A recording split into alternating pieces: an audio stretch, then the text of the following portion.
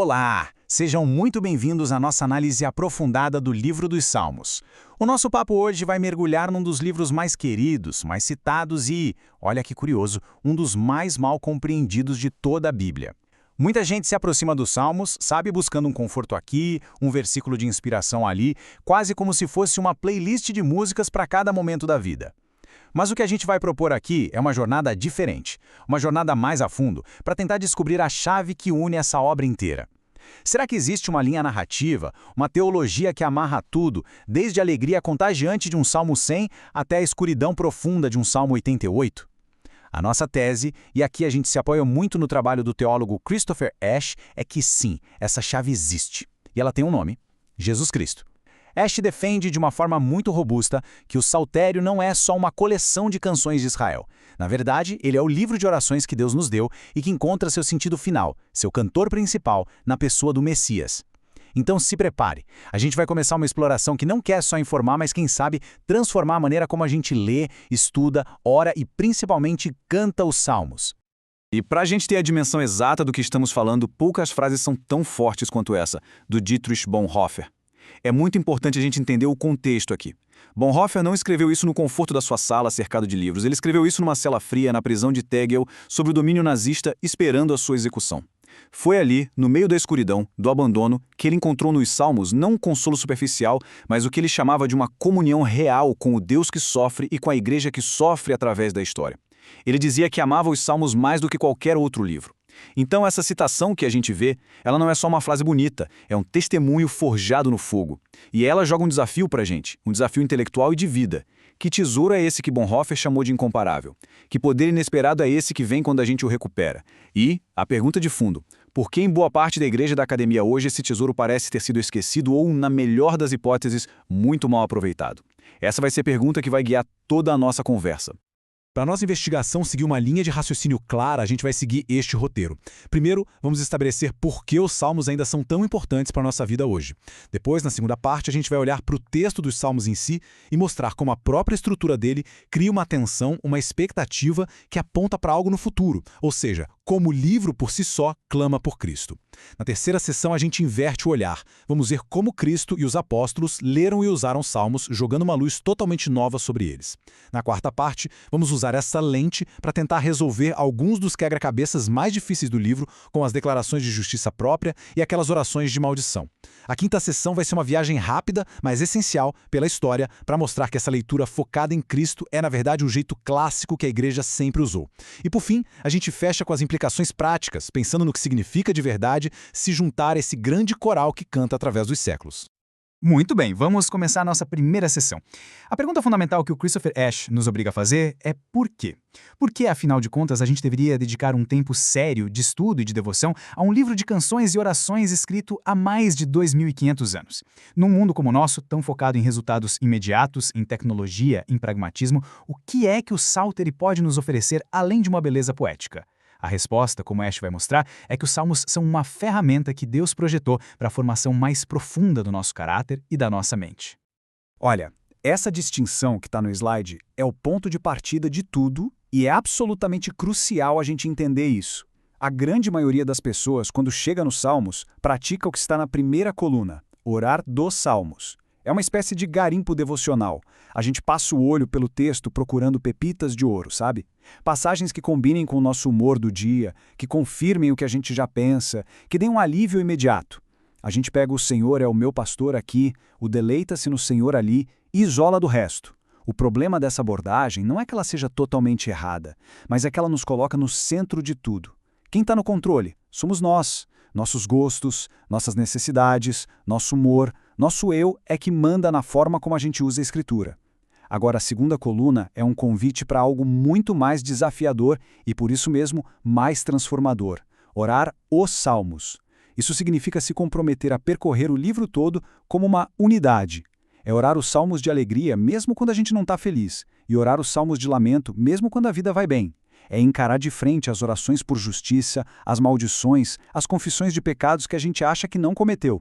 Nessa abordagem, o controle muda de mãos. Não somos mais nós que mandamos. É a palavra de Deus, com toda a sua integridade e às vezes sua estranheza, que passa a nos governar, a nos moldar, a nos ensinar a pensar e a sentir de um jeito que vai muito além da nossa pequena experiência pessoal. É a diferença entre usar a Bíblia como um espelho que só reflete a gente e usá-la como uma janela que se abre para a realidade de Deus. E quando a gente se submete a essa disciplina de orar os salmos, o resultado, segundo Ash, é uma transformação profunda. Vamos passar por esses 5 pontos. Primeiro, eles nos ensinam a orar e louvar. Ninguém nasce sabendo orar. Os salmos nos dão as palavras, as ideias, a estrutura para falar com Deus de um jeito que agrada a Ele. Segundo, eles edificam a igreja. Lá em Efésios 5, Paulo conecta diretamente o ser cheio do Espírito com a prática de falar uns com os outros com salmos, hinos e cânticos. Ou seja, o louvor não é só uma coisa individual, entre eu e Deus. Ele tem essa dimensão comunitária que fortalece os laços entre as pessoas. Terceiro, eles nos chamam para a santidade, o tempo todo nos lembrando de alinhar a nossa vida com a vontade de Deus. Quarto, eles expressam toda a experiência humana. Lutero dizia que os salmos eram uma pequena Bíblia, porque neles qualquer pessoa, em qualquer situação, encontra palavras que parecem ter sido escritas exatamente para ela. Mas o ponto mais profundo, a grande tese de Ash sobre a relevância dos salmos, é o quinto. Eles reformam nossos afetos. Essa ideia é muito poderosa. Os salmos não servem só para dar voz ao que a gente já está sentindo. Eles nos educam sobre o que a gente deveria sentir. Eles confrontam nossas emoções bagunçadas, a nossa inveja de quem prospera fazendo mal, o nosso desejo de autopromoção, a nossa falta de paixão pela glória de Deus, e aos poucos, pela repetição, pela imersão, eles vão realinhando os nossos desejos, os nossos amores, os nossos ódios com os de Deus. Eles nos ensinam a amar o que é certo, a odiar o pecado e a ter prazer em Deus. Então, para amarrar essa primeira parte, o argumento principal é que a gente precisa resistir à tentação de tratar os salmos como um buffet espiritual, onde a gente só pega o que gosta. Eles nos foram dados como um programa de treinamento completo, uma verdadeira academia para a alma, feita para nos moldar à imagem de Cristo. E para que essa transformação aconteça, é fundamental que a gente se envolva com o livro inteiro, com seus picos de alegria e seus vales de escuridão, com suas certezas e suas dúvidas. Só que, como a gente vai ver agora, para destravar todo o potencial desse tesouro, para entender como todas essas peças se encaixam, a gente precisa de uma chave de interpretação específica, uma lente que faz o livro inteiro ganhar um foco e uma clareza surpreendentes. Isso nos leva à segunda parte da nossa conversa, que talvez seja a contribuição mais original da análise do Christopher Ash. Ele vai argumentar que, mesmo antes da gente abrir o Novo Testamento, uma leitura atenta do próprio livro dos Salmos já revela uma obra, digamos, teologicamente inacabada. O livro tem uma tensão interna, uma sensação de que algo está faltando, uma incompletude que aponta para uma solução que está além do próprio texto. A imagem que o Ash usa é a de uma grande sinfonia que vai criando uma expectativa enorme, movimento após movimento, e no final ela para num acorde que não resolve, deixando todo mundo ansioso pela nota final que nunca chega dentro da própria música. E o motor principal dessa tensão toda é a figura do rei da linhagem de Davi. Vamos analisar os pontos do slide. Primeiro, a prevalência. É estatística pura. 73 dos 150 salmos, quase metade, tem o nome de Davi no título. Ele não é um personagem secundário. Ele é a voz principal, o mediador que lidera o louvor do povo. Mas mais importante que a quantidade é a posição estratégica desses salmos. O Saltério é dividido em 5 livros. O livro 1 é quase todo de Davi. O livro todo abre com o Salmo 2, que fala da entronização de um rei a quem Deus promete o domínio sobre as nações. A expectativa é criada logo de cara. O livro 2 termina com o Salmo 72, uma oração magnífica pelo reinado glorioso do filho de Davi, levando essa esperança lá no alto. E aí, vem o choque. O livro 3 termina com o Salmo 89, que é um lamento nacional devastador. Ele descreve o colapso da aliança com Davi, a derrota do rei, o exílio. O salmista chega a acusar Deus, dizendo: "Tu rejeitaste, profanaste a sua coroa, jogando-a no chão." É um desastre teológico. Parece que a promessa falhou. Mas a esperança não morre. De um jeito surpreendente, nos livros 4 e 5, que são de um período em que não havia mais rei em Israel, os salmos sobre o rei Davi voltam a aparecer com força. Pensa só, cantar sobre um rei da linhagem de Davi, quando não existe um rei no trono, é um ato de fé muito profundo. É se recusar a aceitar o desastre do Salmo 89 como uma palavra final. É olhar para o futuro ansiando por um rei definitivo que finalmente vai cumprir toda a promessa. Outra tensão interna muito forte, um verdadeiro quebra-cabeça, está nas declarações de justiça do salmista. No Salmo 18, por exemplo, Davi diz com todas as letras que Deus o recompensou segundo a minha justiça e conforme a pureza das minhas mãos. Parece uma autojustificação quase arrogante. Só que no Salmo 143, o mesmo livro de orações, diz a verdade universal de que ninguém que vive é justo diante de ti. Como é que pode? Como a gente harmoniza essas duas falas que parecem se contradizer dentro do mesmo livro? Será que o texto está confuso? Ou será que, como Osho argumenta, essa tensão está ali de propósito, para nos forçar a procurar uma figura única que consiga, de algum jeito, ser as duas coisas?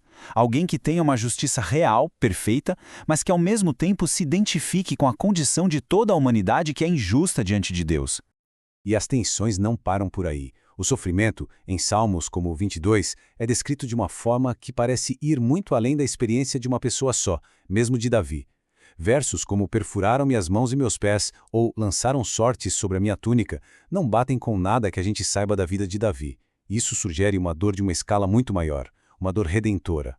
A mesma coisa acontece com as orações de maldição. Quando o salmista pede o julgamento de Deus sobre os inimigos, ele fala como uma autoridade, uma certeza, que parece ser a do juiz do fim dos tempos, e não de uma vítima querendo vingança. É a voz de alguém que está perfeitamente alinhado com a justiça de Deus. E por fim, a própria estrutura do saltério, com tantas vozes diferentes, ora é o rei falando, ora é o povo, ora é um indivíduo, mas sempre com o rei ali no centro, parece que está montando o palco para a chegada de alguém que possa dar voz a todas essas pessoas de um jeito perfeito e final. O verdadeiro rei, o verdadeiro sacerdote, o verdadeiro homem. Juntando todas essas peças, o que a gente tem? A evidência dentro do próprio texto sugere que o Saltério não foi feito para ser um livro fechado em si mesmo. Pelo contrário, ele pulsa com uma esperança que ainda não se realizou. A história do rei Davi, que sobe e depois cai. As declarações de justiça que parecem contraditórias, a profundidade do sofrimento, a autoridade dos pedidos de julgamento, tudo isso junto cria um vácuo, uma expectativa enorme por alguém que possa preencher essas lacunas. O livro por si só clama por um Salvador, um Messias que traga a resolução final para sua sinfonia inacabada. E agora, na terceira sessão, a gente faz um movimento decisivo. Se a nossa análise até aqui mostrou que o saltério aponta para frente, agora a gente vai ver como o Novo Testamento olha para trás e identifica Jesus de Nazaré como o cumprimento de toda essa expectativa. E o ponto-chave aqui é o seguinte: os apóstolos e o próprio Jesus não usavam os salmos como uma caixinha de versículos para provar alguma doutrina. Pelo contrário, eles viam o saltério como o roteiro, o script que Deus escreveu para definir quem era o Messias, qual era a sua missão, seus sofrimentos e sua glória. Para a gente visualizar bem esse método de interpretação, o Christopher Ash usa uma analogia genial, o movimento hermenêutico de pinça. Pensem numa pinça, com duas garras que se fecham em direção ao centro. A primeira garra é o que a gente fez na sessão passada. A gente partiu do texto dos Salmos, analisou as tensões, a estrutura e viu como ele aponta para frente, para a vinda de Cristo. A segunda garra, que é o que a gente vai fazer agora, é o movimento contrário. A gente parte da pessoa de Cristo, do que o Novo Testamento diz sobre ele e olha para trás, para os Salmos, para ver como eles são cumpridos e iluminados por ele. O verdadeiro coração dos Salmos, o seu significado mais profundo, não está em nenhuma das garras sozinha, mas exatamente no ponto onde elas se encontram, onde a expectativa do antigo e o cumprimento do novo se tocam, revelando Jesus Cristo como o centro de tudo.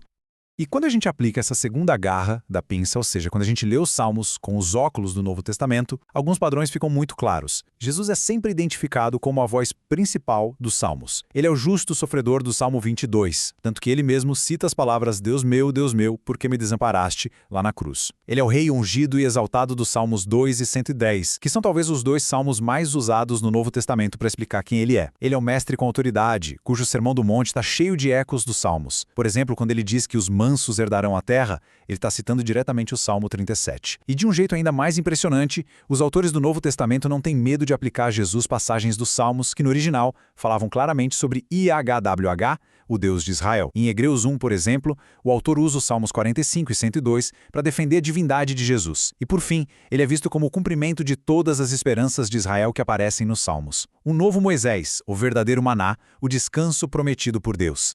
Essa citação do teólogo alemão Hans-Joachim Kraus resume a consequência transformadora de tudo isso.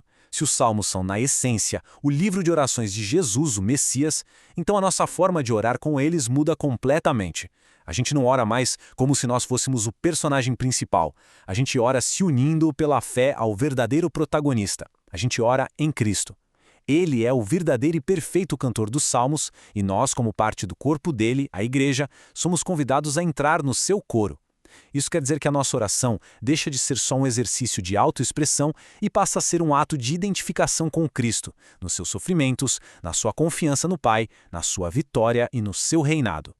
Então, para fechar essa terceira parte, a gente pode dizer que a pinça hermenêutica se fechou. Aquele clamor do saltério por um rei, por um sofredor justo, por um juiz perfeito, encontra sua resposta completa na revelação de que Jesus é essa pessoa. Essa interpretação centrada em Cristo, portanto, não é uma coisa que a gente força em cima do texto. É, na verdade, a chave que a própria Bíblia, na sua unidade entre Antigo e Novo Testamento, nos dá para abrir o significado mais profundo do saltério. Entender isso é a base para a gente poder encarar, na próxima sessão, as partes mais difíceis do livro.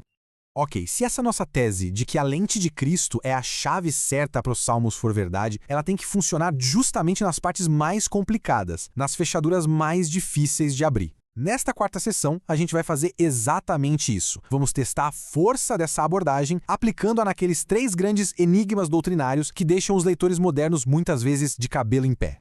Vamos voltar ao nosso primeiro enigma, aquelas declarações chocantes de justiça própria. Para nós que fomos ensinados sobre a justificação pela fé, uma oração como "Julga-me, Senhor, segundo a minha justiça e segundo a integridade que há em mim", do Salmo 7, soa no mínimo estranha, parece heresia.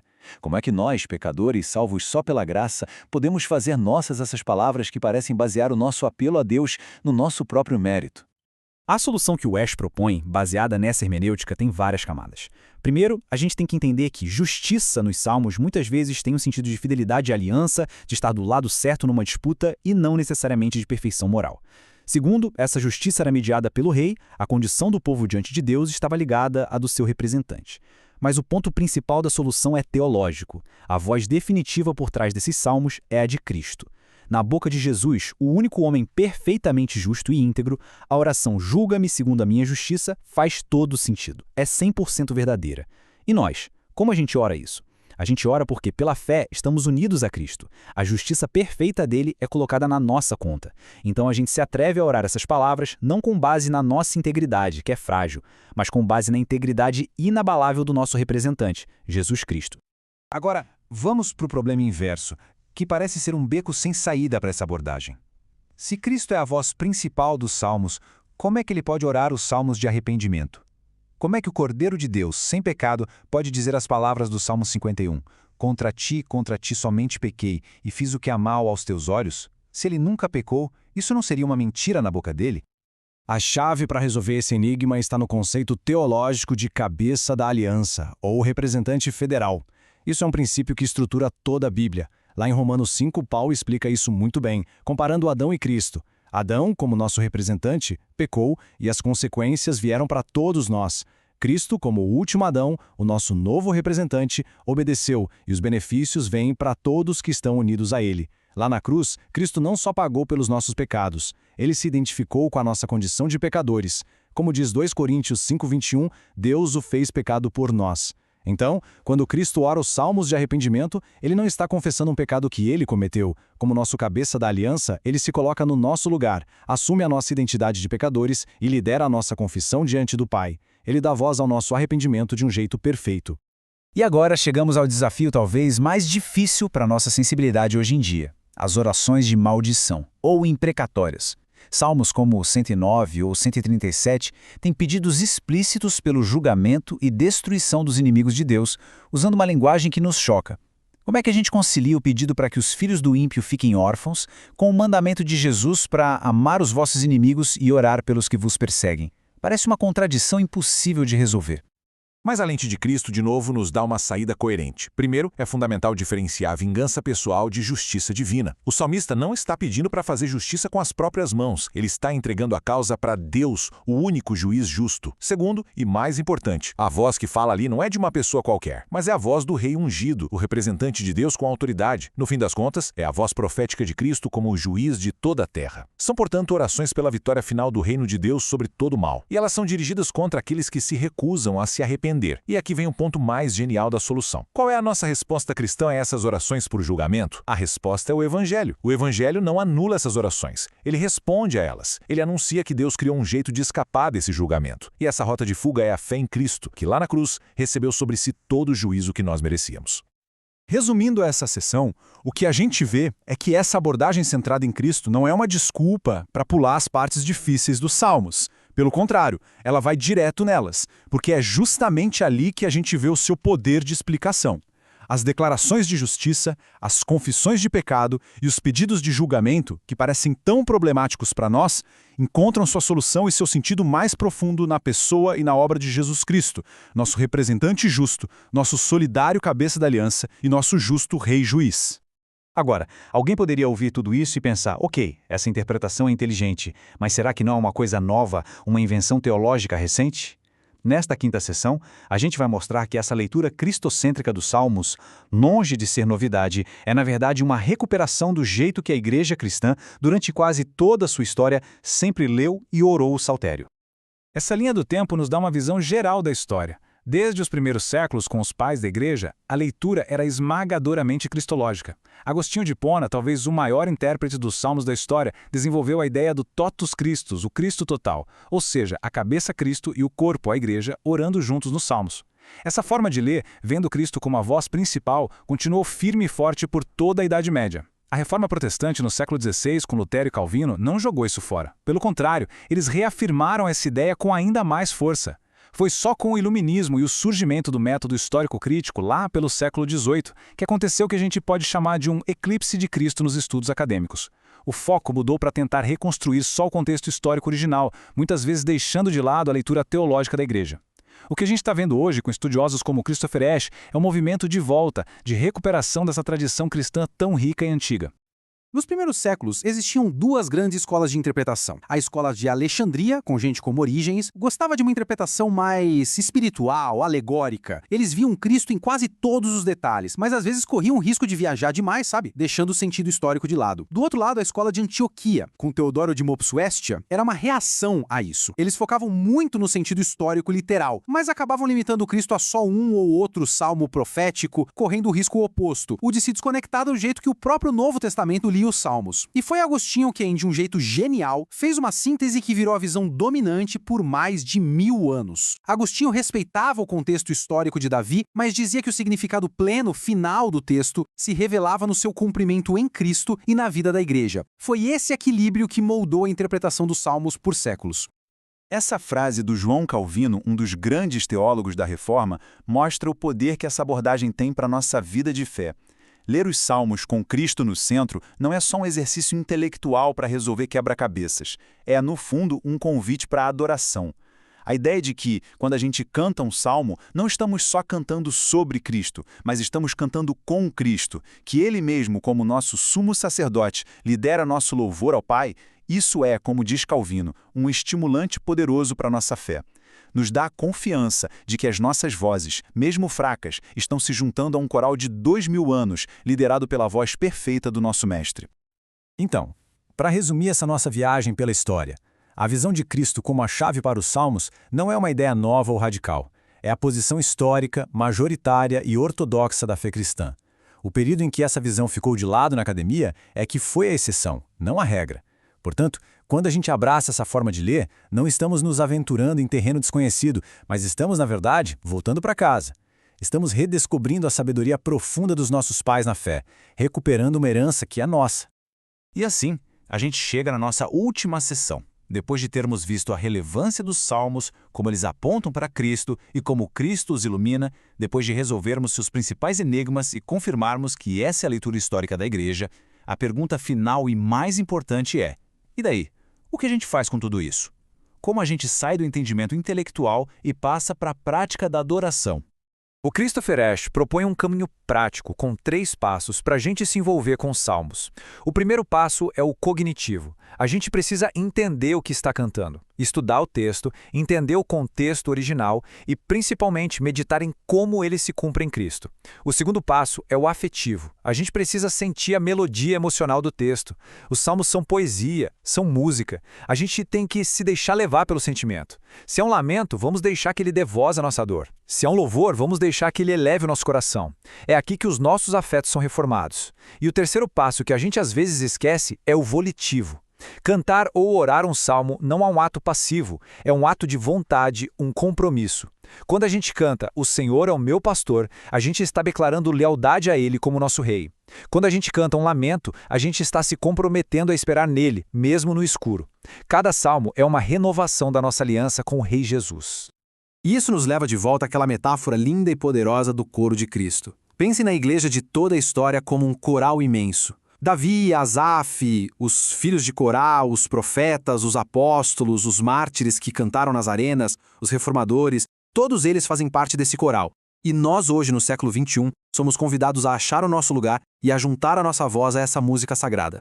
E o mais incrível de tudo, o ponto alto de toda essa teologia, é que Jesus não é só o tema da música. Ele é o maestro que rege a sinfonia e, mais do que isso, ele é o cantor principal, o solista cuja voz perfeita lidera todas as outras em adoração ao Pai. Cantar os salmos é, portanto, encontrar o nosso lugar nesse coral eterno, cantando junto com o nosso Salvador. E chegamos ao fim da nossa exploração. A gente viu que os salmos são, de fato, um tesouro incomparável, mas um tesouro com uma fechadura que só abre com a chave que é Jesus Cristo. Nós analisamos como o próprio texto clama por ele. Vimos como o Novo Testamento o revela no centro do livro. Mostramos como essa leitura resolve os maiores quebra-cabeças e confirmamos que essa foi a convicção da Igreja por séculos. A conclusão prática de tudo isso é que não somos chamados a ser só analistas ou espectadores dos salmos, mas participantes. O objetivo final de todo estudo é nos tirar da plateia e nos colocar no palco, para que a gente se junte de forma consciente e ativa ao grande coro de Cristo.